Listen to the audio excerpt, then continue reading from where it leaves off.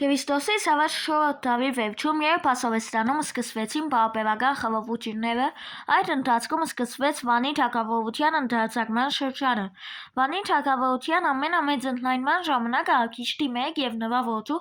Սավթուրի 2-ի թագավորության ժամանակ էր։ Աքիշտի 1-ը շարունակեց իր հոր նվաճողական քաղաքակրթությունը, հատկապես հյուսիսային ուղղությամբ։ Քրիստոսի սավառ 782 թվականին նրա զորքերն անցան Արաքս գետը և հաստատվեցին Սևանի ավազանում, և նույն թվականին կառուցվեց Էրեբունի քաղաք-ամրոցը։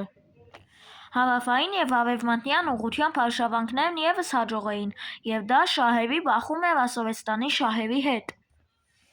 Արդյունքում Ասովեստանը զրկվեց մետաղների հանքավայրերից և առևտրային ուղիների վերահսկման հնարավորությունից։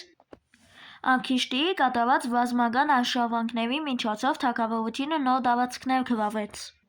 Եվ Քրիստոսի սավառ 7-րդ դարում վերահսկողություն սահմանվեց Եփրատ գետից մինչև Սևանա լիճը, և թագավորությունը վերածվեց կայսրության։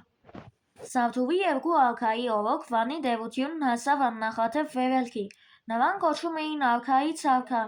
և նրան ոչ ոք դեմ չէր դնում, բայց սա փոխվեց, երբ Ասովեստանում քահ բարձրացավ Տիգլաթ-Պալասար 3 արքան։ Վանի թագավորության նվաճողական քաղաքակրթության ժամանակ, որպեսզի դիմադրություններին դեմ տրվի, Վանի թագավորները որդեգրել էին տեղափոխության քաղաքակրթությունը, որպեսզի կարողանային վերահսկողությունը պահպանել։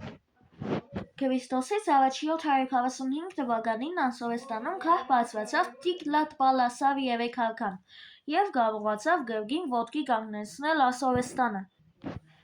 Նա ուժեղացրեց բանակը և սարքեց մշտական զորքը՝ արքայական գունդը։ Ասովեստանի և Վանի թագավորության միջև եղավ բախում, և Սավթուրի 2-ն պարտություն կրելով կորցրեց վերահսկողությունը հարավային և հարավ-արևմտյան առևտրային ուղիների նկատմամբ։ Սավթուրի 2-ի իրավահաջորդ Վուսա 1-ը դժվար պայքարներով կարողացավ վերականգնել Վանի թագավորության իշխանությունը։ Նա պայքարեց 3 ճակատով միաժամանակ։ Զգույշ քաղաքակրթությամբ նա խուսափեց Ասովեստանի հետ բախումից։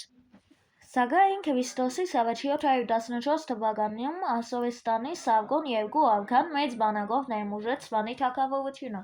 և Վուսանը պարտություն կրեց։